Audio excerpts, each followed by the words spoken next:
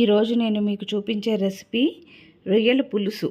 ఇటువంటి పులుసు మీరు ఎప్పుడూ తినుండరు. ఎందుకంటే ఇది మనం రెగ్యులర్గా వండుకునే పులుసు లాంటి పులుసు కాదు. సంథింగ్ డిఫరెంట్ అనమాట. కొంచెం డిఫరెంట్ ఫ్లేవర్స్తో ఉండే లాంటి పులుసు అనమాట. ఇది ఓన్లీ మేము మాత్రమే వండుకునేది. అంటే కొంచెం కొంచెం తేడాతోటి వేరే వేరే స్టైల్స్లో వండుకుంటారేమో, బట్ ఈ స్టైల్లో మాత్రం నేను అసలు ఇప్పటి వరకు ఎవరింట్లోనూ కూడా తినలేదనమాట. ఇది మా ఇంటి స్పెషల్. మా డాడీ మేము రెగ్యులర్గా వండుకునే పులుసు మా డాడీ మాకు నేర్పించారు. అది నేను మీకు ఈరోజు చూపించబోతున్నాను. దీనికి కావాల్సిన ఇంగ్రీడియంట్స్ రొయ్యల పులుసు కాబట్టి మనకి ఫస్ట్ మ్యాండేటరీ రొయ్యల్ని నేను ఆల్రెడీ అల్లం వెల్లుల్లిపాయ పేస్టు, ఉప్పు, కారం, పసుపు వేసి బాయిల్ చేసి పెట్టుకున్నాను. నెక్స్ట్ టమాటాలు ఒక 2 టమాటాలు తీసుకున్నాను. కొంచెం పెద్ద పెద్దగా కట్ చేసి పెట్టుకున్నాను. అవి పేస్ట్ చేయాలన్నమాట. ఆ తర్వాత ఉల్లిపాయలు కూడా ఒక 3 ఉల్లిపాయలు తీసుకున్నాను. అవి కూడా నేను 4 పీసెస్లో కట్ చేసి పెట్టుకున్నాను. ఇది కూడా మనం పేస్ట్ చేసుకోవాలి. ఇంకా మనం తినే కారాన్ని బట్టి పచ్చిమిరపకాయలు, నేను కొంచెం కారం ఎక్కువ తింటాను కాబట్టి నేను ఒక 10 పచ్చిమిరపకాయలు తీసుకున్నాను. నెక్స్ట్ నెయ్యి అయితే చాలా కంపల్సరీ అండి. ఆ నెయ్యి వల్లే ఒక మంచి టేస్ట్ వస్తుంది.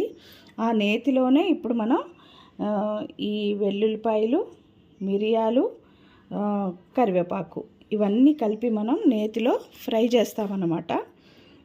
నెక్స్ట్ ఇది చింతపండు గుజ్జు. మామూలుగా మనం చింతపండు ఒక నిమ్మకాయ సైజ్ అంతా తీసుకొని దాన్ని నేను చిక్కగా పేస్ట్ చేసి పెట్టుకున్నాను.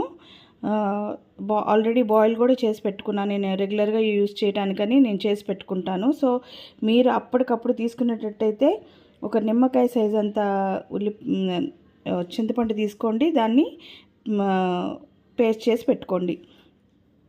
ఇవేనండి మెయిన్ ఇంగ్రీడియంట్స్ కావాల్సినవి. ఇంకా సాల్ట్ అంటే నార్మలే కాబట్టి అది చూపించట్లేదు. నెక్స్ట్ మనం ఈ ప్రాసెస్లోకి వెళ్దాం. ఇప్పుడు ప్యాన్ పెట్టుకొని స్టవ్ వెలిగించుకొని దాంట్లో కొంచెం నెయ్యి వేద్దాం. నెయ్యి కొంచెం ఎక్కువే ఉండాలి, బాగుంటుంది అప్పుడు. నెయ్యి కాగిన తర్వాత దీంట్లో మనం కొంచెం మనం తీసి పెట్టుకున్న మిరియాలు వేసుకున్నాం. నేను మీకు క్వాంటిటీ చెప్పలేదు కాబట్టి ఇప్పుడు చెప్తున్నాను. ఒక 20 గ్రామ్స్ మిరియాలు తీసుకున్నాను నేను.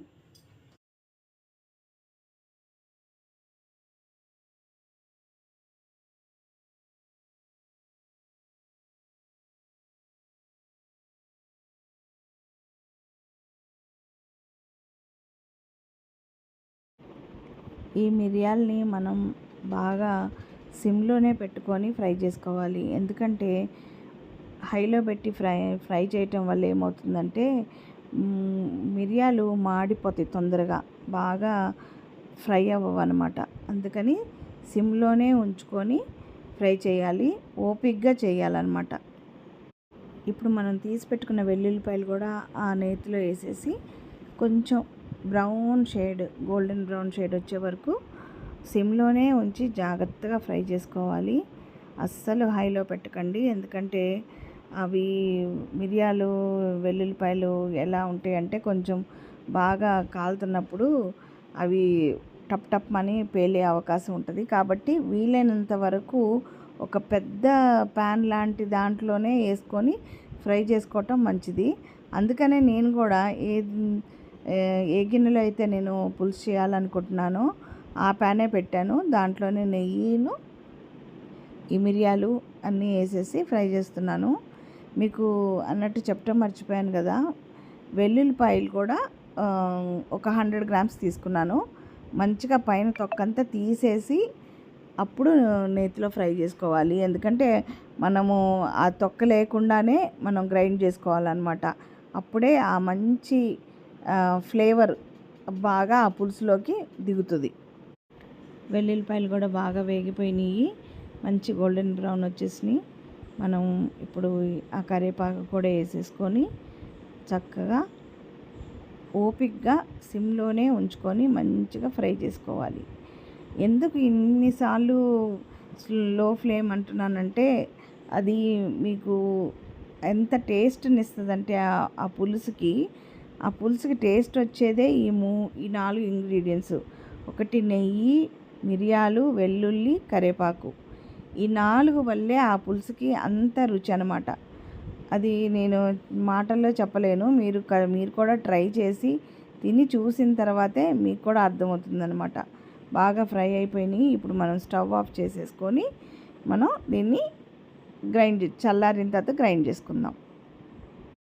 అదే ప్యాన్లో కొంచెం నూనె వేసుకొని 2 స్పూన్లు అల్లం వెల్లుల్లిపాయ పేస్ట్ వేసుకోవాలి. బాగా ఫ్రై చేసుకోవాలి పచ్చి వాసన పోయే వరకు. నూనె కొంచెం ఎక్కువే వేసుకోవాలండి, ఎందుకంటే నాన్ వెజ్ కూరల్లో ఎంత నూనె వేసుకుంటే అంత టేస్టీగా ఉంటుంది. ఇంకా హెల్దీయా అన్హెల్దీయా అన్నది తర్వాత విషయం. బట్ నాన్ వెజ్ కర్రీస్ అంటేనే మనం కొంచెం ఆయిల్ ఎక్కువ యూజ్ చేస్తేనే బాగుంటుంది.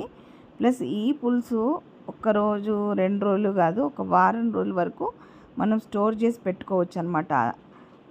కాబట్టి నూనె ఎక్కువే వేసుకోవాలి.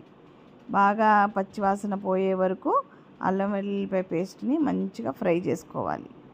ఇప్పుడు అదే అల్లం వెల్లుల్లిపాయ పేస్ట్లో మనం ముందుగా గ్రైండ్ చేసి పెట్టుకున్న ఉల్లిపాయ పచ్చిమిరపకాయ పేస్ట్ని కూడా వేసేసి సన్నటి సెగ మీద మంచిగా ఫ్రై చేసుకోండి.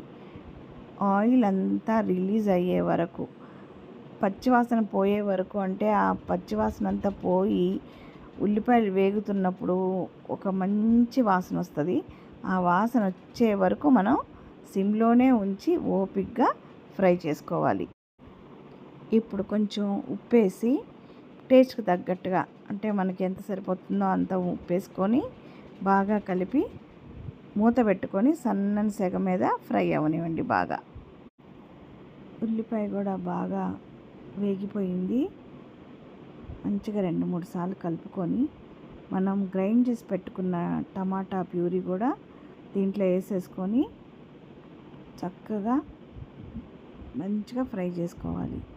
ఆ పచ్చివాసన అంతా పోయి ఆయిల్ సెపరేట్ అయ్యే వరకు కుక్ చేసుకోవాలి.